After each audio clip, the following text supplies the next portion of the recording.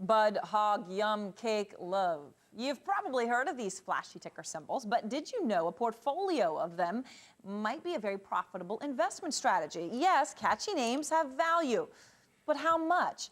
A recent study shows a portfolio of stocks with catchy tickers returned 23.6% annually since 1984, almost double that of the NASDAQ and the New York Stock Exchange basket of stocks. Gary Smith, who did the study, is an economics professor at Pomona College in Claremont, California. Professor Smith, fun topic to do a study on, and perhaps even more fun once you realize that having a fun ticker is good for your portfolio. If I bought some of these, these fun stocks like, Hog, most recently added, they do better than regular boring tickered stocks. They just kill the market. I mean, they just beat the market. And the hard part for me is trying to figure out why they do it. I got two ideas. One is it's the company, and the other is it's the investors. You think of a company, we got the data. I mean, you're in the data business, I'm in the data business, but there's something more to a company than data, right? There's intangibles. Mm-hmm. So what kind of company would come up with a ticker symbol that's clever, creative, fun? Maybe it's a company that's got managers that are clever, creative, and fun, right? That's the kind of company we'd like to work for, right? That's company right. With managers that are clever, creative, and fun.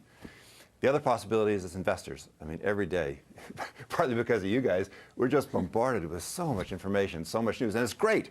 But what do we remember, and what's in one ear and out the other? And so say you're thinking, people spend a lot of money on their pets. Maybe I ought to go out and look at the pet industry. And you find this company, VCA Antech. And it's got a ticker symbol VCAA. Oh, this is a good one. It's like in one ear and out the other. Right. It's like in one ear and out the other, right? But the ticker symbol is actually WOOF, W-O-O-F. You're going to remember that, right? I actually happen to know that. When if you go to their website, it starts making a woof noise when you go to the site, right? That's right.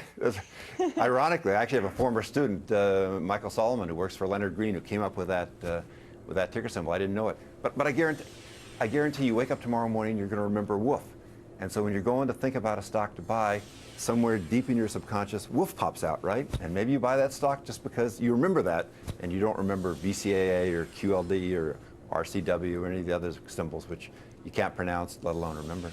And is this mostly individual investors that get drawn in as a result of this, or the big guys too? I don't know a lot of these companies actually got taken over by other companies, so I think it's institutional. I think it's a whole lot of stuff going on. Right. I mean, institutions are people too, right? They're just like us. They're human. They have emotions. They have memories. They have fear and greed, all sorts of stuff, just like we do. And they have dogs. All right, and they have dogs. And they know what WOOF means. That's right. Thanks so much for joining us. We do appreciate it. It was a fun study. Okay. Professor Smith there from Pomona College.